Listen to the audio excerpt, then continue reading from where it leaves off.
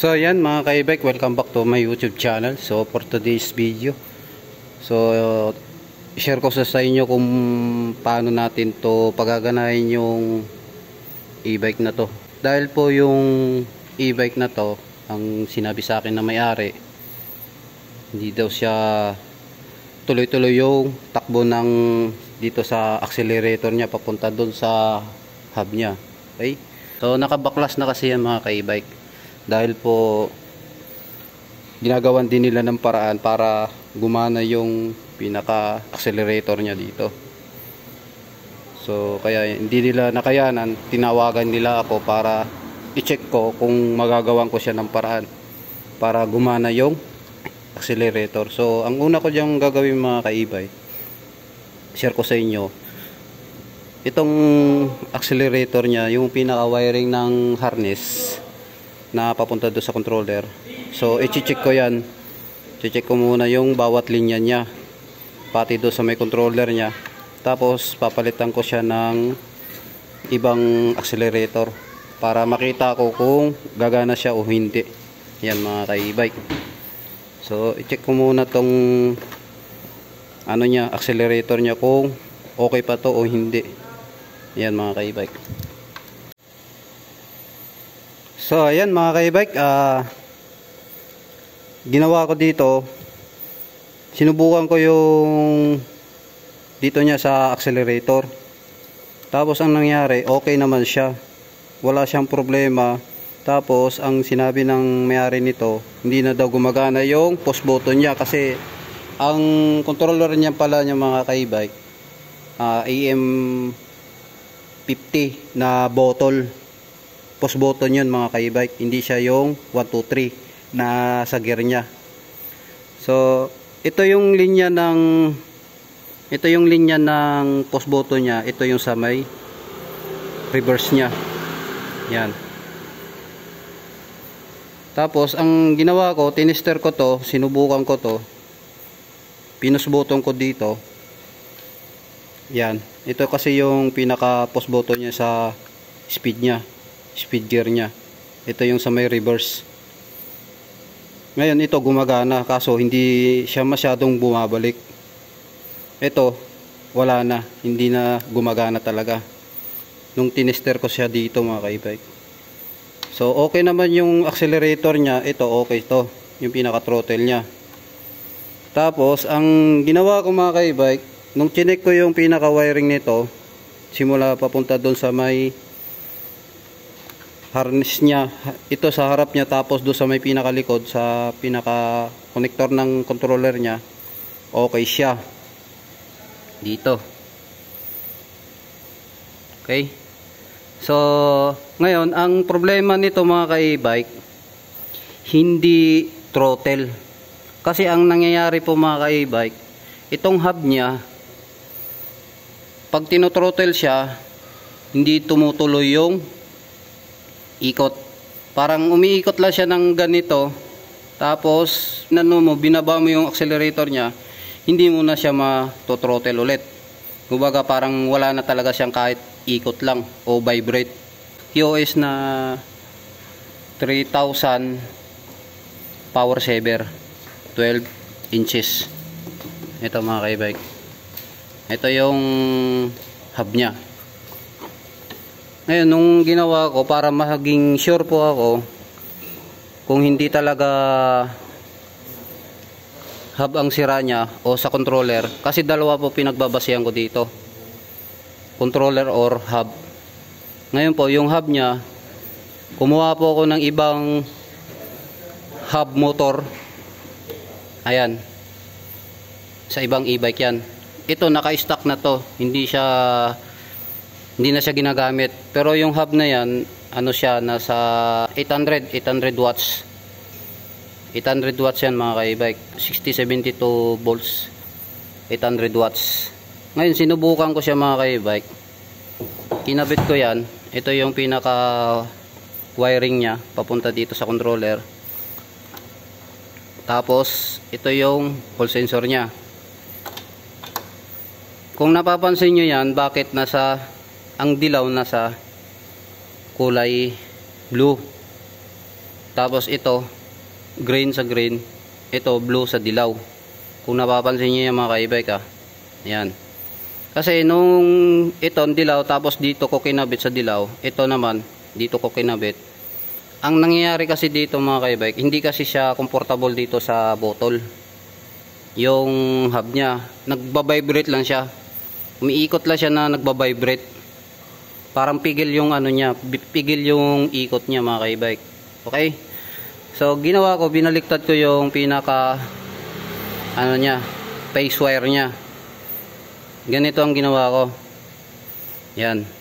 Kung mapapansin niyo yan baliktad yung kulay niya sa kulay. Tapos ito yung stock niya. Yan, ito naman yung sa original niya talaga na hub na dito. Okay? So ngayon susubukan natin siya mga ka-e-bike Ipapakita ko sa inyo para makita nyo kung gagana yung hub niya. So ayan naka ignition na siya. I-throttle natin. Ayan So di ba umiikot siya mga ka-e-bike. Ayan. So kung napapansin nyo, baliktad yan, di ba? Binaliktad ko talaga yan, sinadya ko talaga yan baliktarin kasi pag ito kasi nilagay ko dito, ang hub niya nagba-vibrate kasi hindi siya portable dito sa controller. So ginawan ko lang siya ng para umikot, para matesting ko yung pinaka-controller niya kung walang problema or may problema siya. Yan. Dito kasi ako nagbase sa dalawa mga ka-e-bike. Yung hub niya saka yung controller. Kasi yung sa throttle niya okay siya. Nung tinester ko okay siya, may supply siya. Okay yung transistor niya. Okay? Ngayon, dalawang pinagbasehan ko lang yung controller or yung hub niya. Kaya nakita ko hub talaga ang problema. Pero hindi ako pa sure kung hub talaga. Para sure ako, kumuha ko ng isang hub para i-testing dito. So, yun na nga. Doon nga sa hub niya yung problema, yung pinaka hall sensor niya ang may problema. So dito naman mga ka-e-bike, ito naman sa 1, 2, 3 niya mga ka-e-bike, ito pag once na nirekta ko yan mga ka-e-bike, ang takbo niya napakahina lang ayan napakabagal. Okay, so ngayon irerekta ko siya. Kasi yung pinaka boss button niya dito hindi gumagana. Ito ididikit ko lang to, dalawa na to. So idikit lang natin.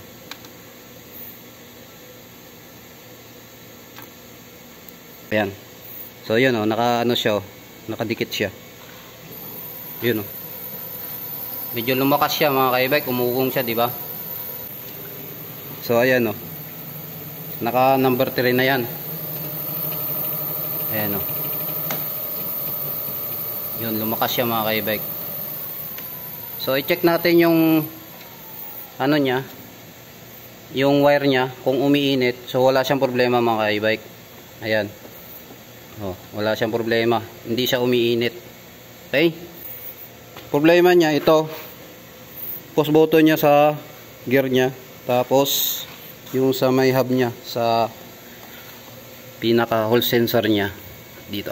So ito babaklasin ko to, dadaling ko to sa dorm para doon sa may bahay para maayos ko to, itong pinaka hub niya sa hall sensor niya mga ka-e-bike. Ayun na siya. Okay,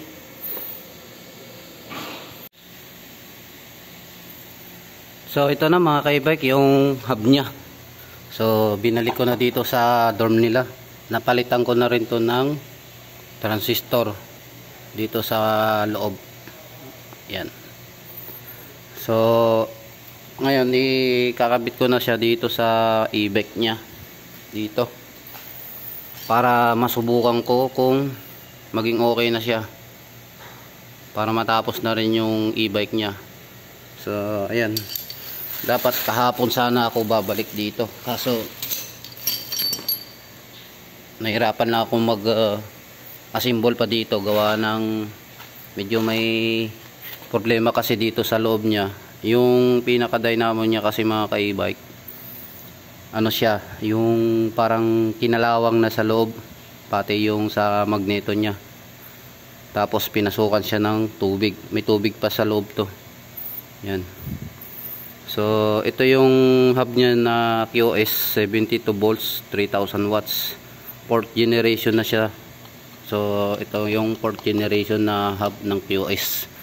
Okay, so bumigay lang yung pinaka transistor niya sa loob, pero pinalitan ko na siya. Ayan, so ikakabit ko na siya dito mga ka-e-bike para mabuo na to itong e-bike niya. Ito yung controller niya, EM50. Ayan, so i-assemble ko muna to mga ka-e-bike. So yan na mga ka-e-bike, naikabit ko na po yung hub niya dito sa pinaka swing arm niya. Yan. Tapos ang ginawa ko din dito, itong pinaka brake niya, so kinaliper ko din po yan kasi nung chinek ko wala siyang preno. So yan, okay na din to, pati yung hub niya. Ayan, yan o, may free wheel po siya mga ka-e-bike. Tapos naman dito sa kabila, ito na yung pinaka wire niya. So yan, puputulin ko na lang to, itong pinaka cable tire niya papunta doon sa may loob. Ayan, so lahat okay na dito kabilaan. Tapos hinigpitan ko na rin yung pinaka alin niya dito. Okay, so dito naman mga ka-e-bike, pagdating ng wire niya doon sa may hub niya, so naitap ko na rin yan. Yan, so dito tinap ko na rin yan. Ayan, EM50 yung ano niya, controller na bottle, pati yung sa full sensor niya. Yan, naikabit ko na rin.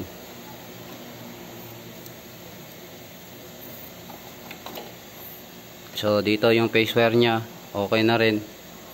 Ayan, blue, green, dilaw. Okay, tapos yung dito niya mga ka-e-bike, yung sa may push button niya para doon sa speed gear niya. So nung chinek ko kasi to, wala siyang ano, wala siyang supply papunta do sa controller. So ang ginawa ko, binaklas ko to, nilinis ko yung pinakaloob nito, yung parang bakal doon, kasi kinalawang ko na siya. Kaya yan, okay na siya. So ignition natin siya. Ayan, tapos i-throttle natin. Ayan, so naka number 1 yan mga ka-e-bike. Pag pinos naman natin yan dito, kasi ito ginawa ko na rin to, naayos ko na rin to, gumagana na rin po mga ka-e-bike to.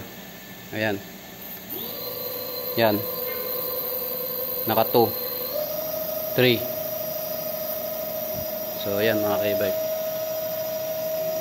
gumagana na to.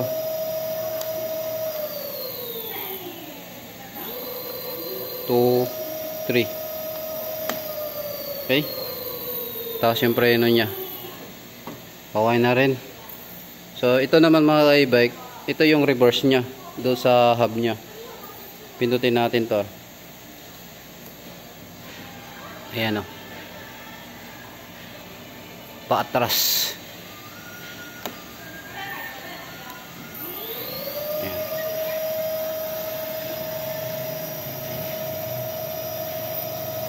Check natin yung phase wire nya tsaka yung controller kung umiinit. Yan, okay. Tapos yung hub nya, yan, kung umiinit siya. So yan, hindi siya umiinit mga ka-e-bike, okay siya. Ayan, so ganun lang po mga ka-e-bike, kasi medyo natagalan lang ako dito sa hub nya, gawa po ng, ang ginawa ko kasi dito, nilinis ko talaga yan sa loob nya, yung pinaka dynamo nya, niliha ko pa yan sa loob, pati yung magneto nya, yung dynamo nya, kasi pinasukan po ng tubig to sa loob. Kaya kung napapansin nyo yan, may kulay orange siya, ito yung silicone gasket na nilagay ko para in case na umulan hindi siya mababasa doon sa loob na. Okay, so hindi ko lang sure kung dito sa pinaka stock niya, kasi ito hindi ko naman to binaklas dito. Doon ako nagtanggal sa kabila para doon sa hole sensor niya na pinalitan ko. Ayan, so ayan, okay na siya. Tapos ibabalik ko na lang to mga ka-e-bike, itong pinaka U-box niya, kasi ito natanggal na to. So binalik ko na lang siya. Ayan, okay na rin to. So ibabalik ko na lang yan para matapos ko na to. So yan lang po mga ka-e-bike. Sana po may na-share na naman po ako sa inyo ulit na panibagong video ko po. So abangan nyo po yung mga video ko po na pagtuturo ko about sa mga e-bike po mga ka-e-bike. So yan lang po. Maraming salamat sa walang sawang pagsuporta sa akin YouTube channel. So thank you po mga ka-e-bike.